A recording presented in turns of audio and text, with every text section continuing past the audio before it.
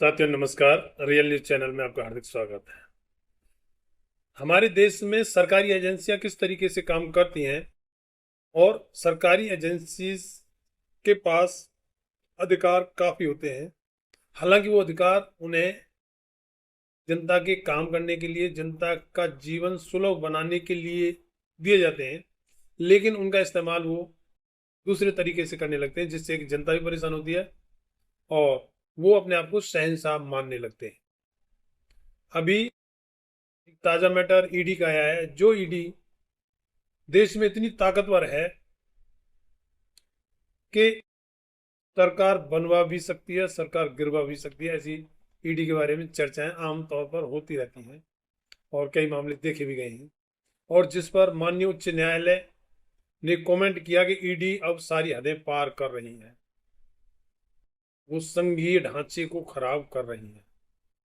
उस ईडी का deputy director mister Raghuvanshi 30 lakh रुपए की रिश्वत लेते हुए रंगे हाथों पकड़ा जाता है। मामला किसी केस में किसी व्यापारी से, पुराना केस था, उसमें 5 करोड़ रुपए की डिमांड की गई थी। आपस में बात करने पर 2 करोड़ में मामला सेटल हो गया था और उसमें 20 लाख रुपए की किस्त लेते समय डिप्टी डायरेक्टर रंगे हाथों पकड़ा गया। अब देखते हैं खैर वो क्या होगा। खैर मामला अलग है, वो ईडी से अलग। एक मामला अब आया है उत्तर प्रदेश से, जहां रामराज चल रहा है, जहां का अभी कल परसों की रिपोर्ट थी पीछे, 24 घंटे में 14 मर्डर, मीडिया रिपोर्ट्स बता रही थी। उसी राज्य में, उत्तर प्रदेश जहाँ रामराज है, वहां के बदायूं जिले के बिनावर थाने का मामला है, जहां अदालत ने एसएचओ समेत 25 पुलिस वालों पर एफआईआर दर्ज करने के आदेश किए हैं। मामला पिछले साल जुलाई का है, मतलब जुलाई 2024 का। था क्या कि उस समय एसओजी और थाना बिनावर, उन्होंने 5 लड़के, जिनमें मोहम्मद मुख्तार, अजीत, बिलाल, अशरफ और तरणवीर, ये 5 लड़के उठाए और इनको ड्रग्स के साथ रेड हैंडेड पकड़ा दिखाया और एनडीपीएस एक्ट में बंद करके ये जेल भेज दिए। जब जेल भेज दिए तो घर वाले उनके वकील करेंगे, वकील के बगैर तो केस होना नहीं है। ऐसे में वो तो जेल भेज दिए, लेकिन पुलिस ने तो बढ़िया केस बनाया, लेकिन चोर चोरी करता है तो कहीं ना कोई सुराग छोड़ देता है। अब उस मैटर में, हालांकि ये 30 जुलाई 2024 की गिरफ्तारी पुलिस ने दिखाई थी, तो उसमें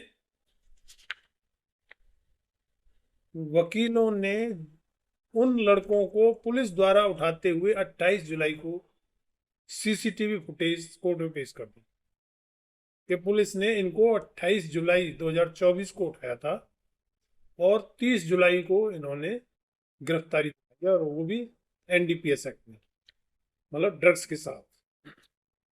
अब वो बात अदालत की नजरों में आ गई। अदालत ने अब इन 25 पुलिस वाले विद एसएचओ के खिलाफ एफआईआर दर्ज करने के आदेश दिए हैं। अब देखिए क्या होगा। जो पुलिस लोगों को बंद कर रही थी, वही पुलिस अब खुद बंद होगी। तो कहना यही है कि सरकारी एजेंसियों के पास जो पावर होती है, जो शक्तियां होती हैं, जो उनके पास अधिकार होते हैं, वो ड्यूटी करने के लिए होते हैं और ईमानदारी के साथ करने के लिए होते हैं, जनता का जीवन सुलभ बनाने के लिए होते हैं। लेकिन उनका गलत इस्तेमाल करके अपना भी जीवन बर्बाद करना और जनता का तो परेशानी में डालना है। क्या जरूरत थी उनको 28 तारीख को उठाने की और फिर 30 तारीख को? अरे 28 तारीख को उठाया है, अगर उन्होंने कोई जुर्म किया तो बंद करो, नहीं जुर्म किया तो उनको फारिग करो। 2 दिन तक उनको थाने में उठाए रखा और उसके बाद 30 तारीख को उनकी गिरफ्तारी दिखा दी। खैर, हमारे देश की जनता अब धीरे धीरे जागृत हो रही है। पहले काफी चीजें चल जाती थी और अब टेक्निकल जमाना है, अब वो चीजें छिप नहीं पाती, तो इसलिए पकड़े जाते हैं, और पकड़े जाते हैं तो फिर ऐसे ही केस रजिस्टर होते हैं। तो हमारी सरकारी एजेंसियों में बैठे लोगों को भी ये चीज समझनी चाहिए। धीरे धीरे देश का लोकतंत्र मजबूत हो रहा है, संविधान का राज है, इससे कोई नहीं बच पाएगा। अगर कोई सोचता है कि मैं संविधान की आंखों में धूल झोंक कर कुछ अलग से चल सकता हूं, तो उसकी गलत फहमी है। संविधान की चक्की महीन पीसती है, बेशक देर से ही सही। कब तक बचेंगे? इस पोस्ट में इतना ही। चैनल को सब्सक्राइब, पोस्ट को लाइक, शेयर और कमेंट में अपनी राय जरूर दें। धन्यवाद। जय भीम।